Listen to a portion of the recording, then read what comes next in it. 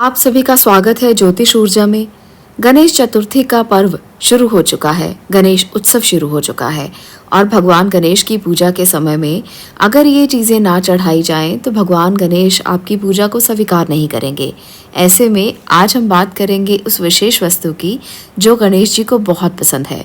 हिंदू मान्यताओं में सबसे पहले कोई भी मंगल कार्य और शुभ कार्य किया जाए तो गणेश जी को याद किया जाता है, उनकी पूजा की जाती है। इन दिनों में घर घर में बप्पा की स्थापना की जाती है। 10 दिनों तक चलने वाले गणेश उत्सव का ये पर्व बहुत ही धूमधाम से मनाया जाता है। हिंदू धर्म में गौरी पुत्र भगवान गणेश को सुख, समृद्धि, वैभव, विघ्नहर्ता और मंगलकर्ता का प्रतीक माना गया है। गणेश जी बुद्धि के देवता भी कहे गए हैं।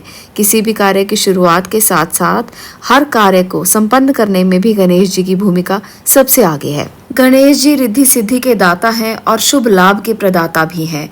चतुर्थी पर गणेश भगवान की पूजा का विशेष महत्व माना गया है और इसके बाद ये जो पर्व है ये 10 दिन तक चलता है। इसलिए आप 10 दिन में कभी भी ये उपाय कर सकते हैं जो आज मैं आपको बताने वाली हूँ। आप ये चीज़ें अगर 10 दिन में से कभी भी चढ़ाएंगे तो भगवान गणेश की जो अनुकंपा है, जो कृपा है, वो आपको ज़रूर मिलेगी। तो बात करते हैं सबसे पहली वस्तु की जो गणेश भगवान को अवश्य चढ़ाएं। 10 दिन में कभी भी आपको मौका मिले आप भगवान गणेश को दूर्वा घास ज़रूर अर्पित करें। इससे भगवान गणेश प्रसन्न होते हैं और आपकी मुश्किलों का हल आपको आसानी से मिल जाता है। बहुत ही श्रद्धा भाव के साथ मंदिर में जाकर भी आप दूर्वा अर्पित कर सकते हैं। दूसरी चीज जो आपको भगवान गणेश को जरूर अर्पित करनी चाहिए वो है लाल रंग के फूल। बप्पा की पूजा में लाल रंग के फूल जरूर अर्पित करने चाहिए क्योंकि लाल रंग उनको बहुत प्रिय है, इसलिए लाल रंग के फूल अर्पित किए जाते हैं। आप दुर्वा घास के साथ लाल रंग के फूल जरूर अर्पित करें। आपकी हर मनोकामना पूर्ति होगी। जो आप मनोकामना करेंगे वो जरूर पूरी होगी। भगवान गणेश तो है ही रिद्धि सिद्धि के दाता, तो आपको भी वो सारी सिद्धियां, सारी रिद्धियां प्राप्त होंगी जो आप मांगना चाहते हैं। इसके बाद गौरी पुत्र श्री गणेश को मोदक और लड्डू बेहद पसंद हैं। इसलिए जब भी आपको लगे कि आपको गणेश भगवान के दर्शन करने चाहिए तो खाली हाथ ना जाएं, मोदक और लड्डू का भोग लेकर साथ में जाएं और इनके बिना इनकी पूजा अधूरी मानी जाती है। तो आप विशेष समय पर जो अब अवसर चल रहा है, 10 दिन का ये अवसर है, आप गणेश भगवान को मोदक और लड्डू का भोग लगाएं और उसके बाद ये मोदक और लड्डू परिवार में भी बांट दें, आसपास के लोगों में भी बांट दें, ताकि आपकी जो इच्छा है, जो आप मांगना चाहते हैं, जो आप मनोकामना पूर्ति चाहते हैं, वो ज़रूर पूरी हो। अगली वस्तु जो भगवान गणेश को बहुत प्रिय है और उनको इसका प्रसाद भी गणेश चतुर्थी के अवसर में ज़रूर लगाना चाहिए, वो है केले का भोग।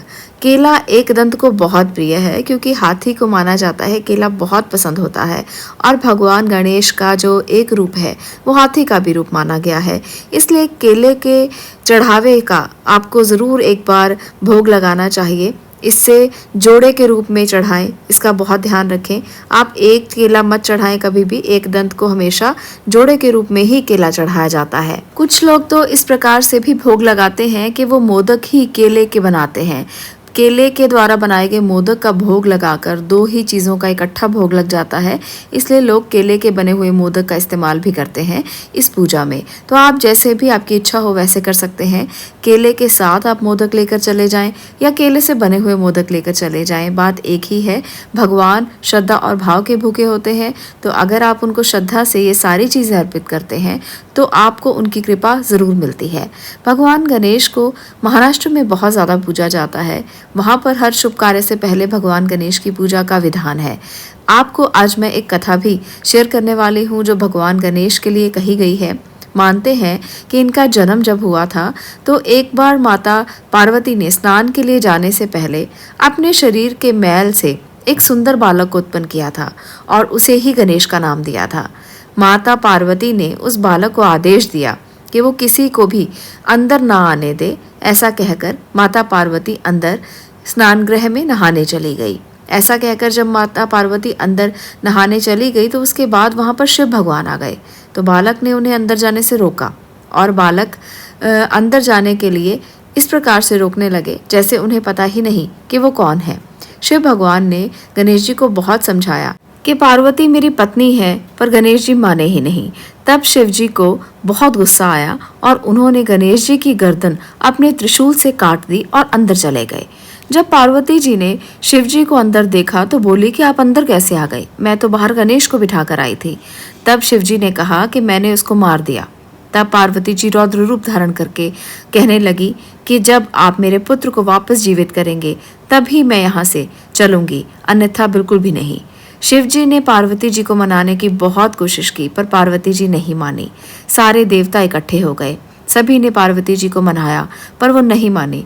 तब भगवान शिव जी ने विष्णु भगवान से कहा कि किसी ऐसे बच्चे का सर लाकर दे दिया जाए जिसकी माँ अपने बच्चे की तरफ पीठ करके सो रही हो।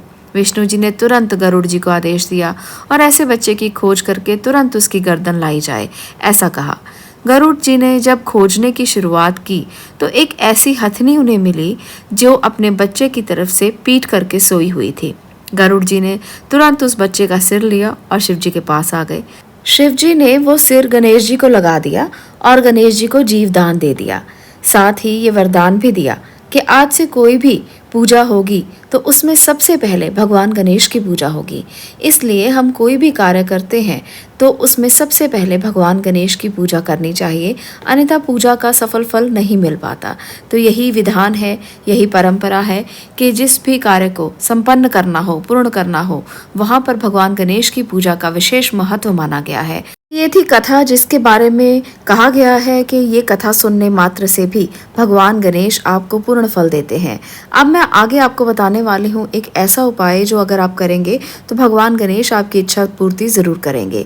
ये उपाय इस प्रकार से है, इसे आप 10 दिन में कभी भी कर सकते हैं। 9 सितंबर तक गणेश उत्सव रहने वाला है, तो 9 सितंबर तक कभी भी आप इसे करेंगे तो ये जरूर फलदायी होगा। उपाय किस प्रकार से करना है आप देख लीजिए, नोट कर लीजिए, तो आपको इससे लाभ जो है वो निश्चित ही मिलेंगे। आप किसी भी दिन मंदिर में जाएं, जब गणेश उत्सव चल रहा है उन दिनों में आप किसी भी दिन मंदिर में जाएं, वहां पर आपको एक सुपारी लेकर जानी है। उस सुपारी को आप विधि विधान से पूजा करें, जैसे भी आप गणेश भगवान की पूजा करेंगे उसी प्रकार से आपने उस सुपारी की पूजा करनी है। अब आपने वहां मंदिर में बैठकर ही उस सुपारी पर आपने मौली बांधनी है। इस सुपारी को मौली बांधें, इस पर अक्षत अर्पित करें, इस पर आप तिलक अर्पित करें और इसी प्रकार से पूजा करें जैसे भगवान गणेश की पूजा कर रहे हों। अब आप इस सुपारी को उस भगवान गणेश की मूर्ति के आगे पड़ा रहने दें जहाँ पर भी आप पूजा करने के लिए गए हैं, और अंतिम दिन जब गणेश उत्सव का अंतिम दिन हो, भगवान गणेश की आगे से वो सुपारी लेकर आप अपनी तिजोरी में रख लें। आप अपनी मनोकामना बोलते हुए इसको रख कर आएँ और मनोकामना बोलते हुए ही इसको लेकर आएँ। आपके लिए ये बहुत अच्छा विग्रह बनेगा जो आपकी धन की समस्याओं को दूर कर देगा और हर मनोकामना पूर्ति के लिए जो भी मनोकामना आपने इसके आगे मांगी है उसको पूरा करने में आपकी बहुत मदद करेगा। तो सुपारी को भी भगवान गणेश का रूप ही माना जाता है और गणेश उत्सव पर ये अभिमंत्रित सुपारी आपकी बहुत ही मदद करने वाली है। इस प्रकार का उपाय ये आपने करना है, बहुत ही साधारण और सिंपल है और बहुत आराम से आप कर सकते हैं। उसके बाद इसे तिजोरी में लाकर रखें और इसके बाद आप इस गणेश चतुर्थी के अगली बार जब गणेश चतुर्थी आएगी तब आप इसे बदल सकते हैं और पुरानी सुपारी को आप जल प्रवाह कर सकते हैं। तो इस प्रकार से आपने ये उपाय करने हैं जो आज मैंने इस वीडियो में आपको बताए हैं। आपको ज़रूर लाभ भी मिलेगा और रिद्धि सिद्धि के देवता आपकी मनोकामनाएं भी पूर्ण करेंगे। आज के लिए इतना ही। आपको गणेश उत्सव की बहुत बहुत शुभकामनाएं। आगे मिलती हूँ अगली वीडियो में किसी और विषय के साथ। आपका इसे देखने के लिए धन्यवाद।